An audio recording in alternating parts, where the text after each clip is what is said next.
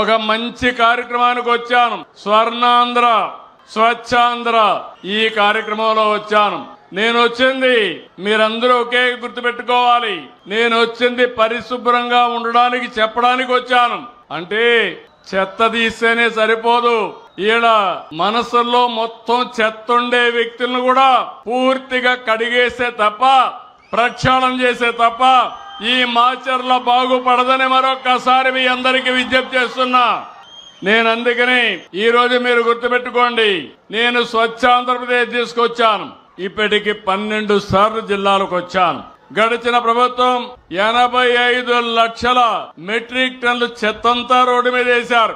చెత్త మీద పన్నేశారు. నేను వస్తానే చెత్త మీద పన్ను తీసేసి 85 లక్షల మెట్రిక్ టన్నులు పూర్తిగా క్లీన్ చేసే బాధ్యత నేను తీసుకున్నాను.